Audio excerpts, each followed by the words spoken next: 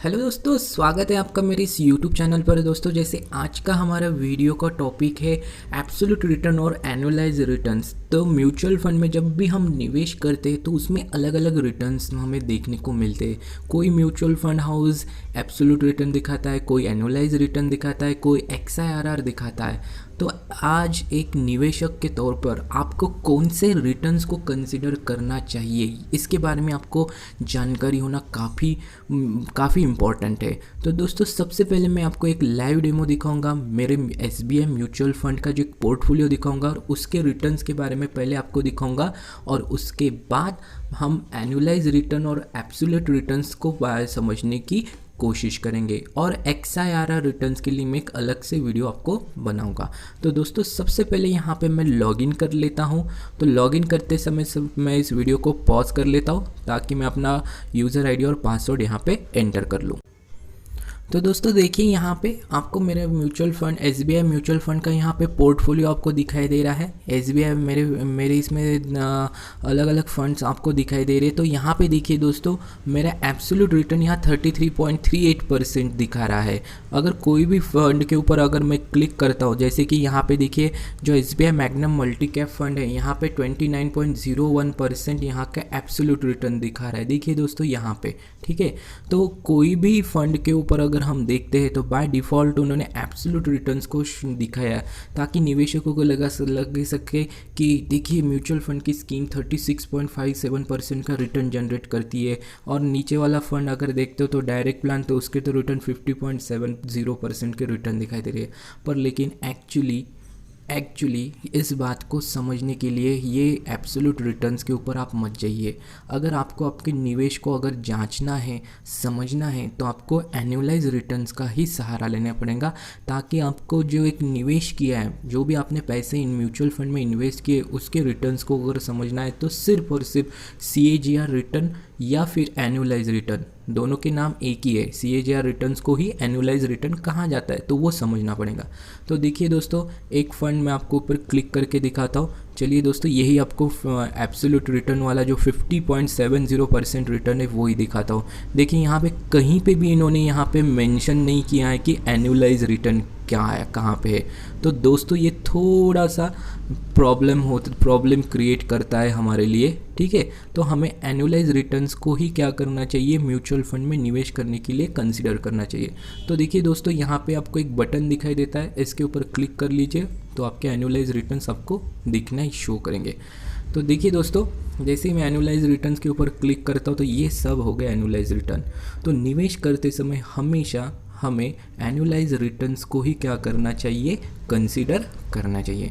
तो दोस्तों, जैसे हमने 50% का जो मेरा लास्ट फंड दिखाई देता, देखिए एनुअलाइज रिटर्न इसकी स्टोरी बताती है।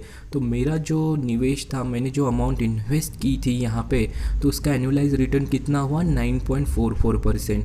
तो देखिए दोस्तों, किस तरह से एक म्यूचुअल फंड जो होते हैं एब्सोल्यूट रिटर्न्स को कंसीडर मत कीजिए, हमेशा और हमेशा एनुअलाइज रिटर्न्स को ही कंसीडर करिए। तो मेरे एनुअलाइज रिटर्न्स कितना हुआ, 9.44% मेरा एनुअलाइज रिटर्न हो चुका है। तो दोस्तों यहाँ पे क्लिक करेंगे तो आप देखिए दोस्तों, आपको यहाँ पे दिखाई देगा कि सभी तरह के रिटर्न्स आपको दिखाई देंगे, एब्सोल्यूट रिटर्न, एनुअलाइज रिटर्न।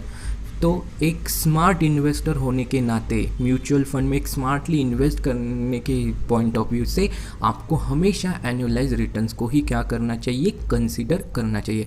तो दोस्तों चलते हैं, एनुअलाइज रिटर्न और एब्सोल्यूट रिटर्न्स को हम समझने की कोशिश करेंगे मेरे अगले वाले वीडियो में। तो दोस्तों, ये स्लाइड में हम एब्सोल्यूट रिटर्न और एनुअलाइज रिटर्न्स को डिटेल में समझने की कोशिश करेंगे कि क्या होते हैं एब्सोल्यूट रिटर्न्स और एनुअलाइज रिटर्न।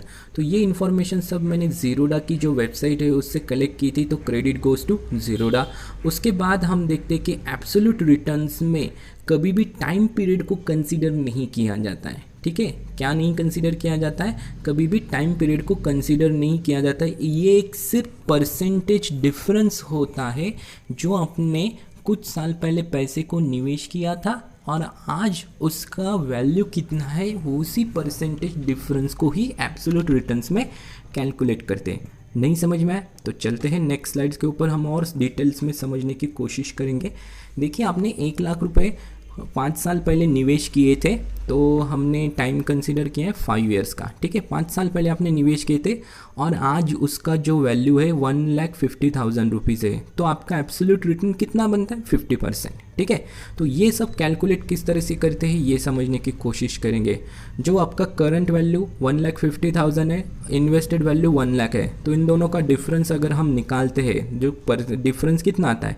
50,000, और 50,000 को डिवाइड करना है जो अमाउंट आपने इन्वेस्ट की थी उससे, ठीक है। 50,000 को अगर हम डिवाइड करते हैं 1 लाख से,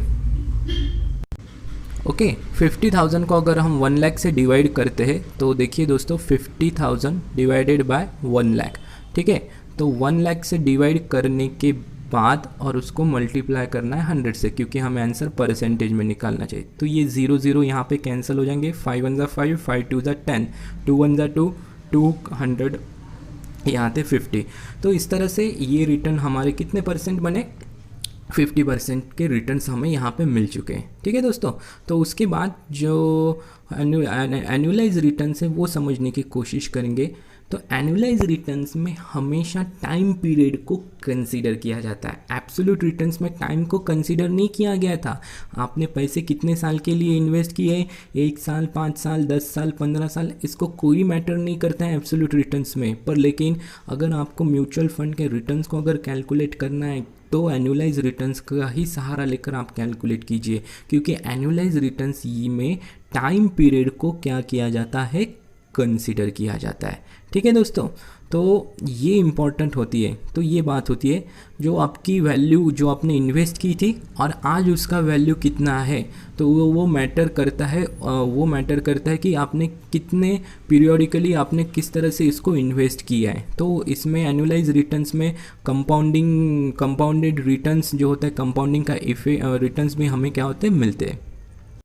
तो एनुअलाइज रिटर्न्स और एनुअलाइज रिटर्न्स ही CAGR रिटर्न्स होते हैं, दोनों एक ही नाम है। तो उसको अगर हम कैलकुलेट करते हैं तो दोस्तों क्रोम्स में बहुत सारे कैलकुलेटर अवेलेबल है, उसका यूज़ कीजिए। तो कैलकुलेटर CAGR कैलकुलेटर टाइप कीजिए, आपको मिल जाएंगे। तो दोस्तों वही हम निवेश को हम कंसीडर करेंगे।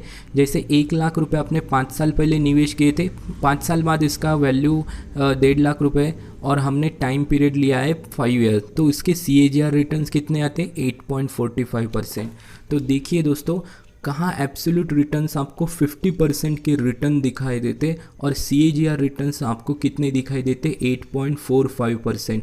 तो दोस्तों इन डिफरेंस को समझना, म्यूचुअल फंड में निवेश करते समय ये रिटर्न्स को समझना काफ़ी इंपॉर्टेंट है। नहीं तो देखिए मैंने आपको SBI म्यूचुअल फंड का मेरा पोर्टफोलियो भी दिखाया था, वहाँ पे सिर्फ और सिर्फ पहले बाय डिफ़ॉल्ट कौन से रिटर्न शो करते हैं? Absolute return.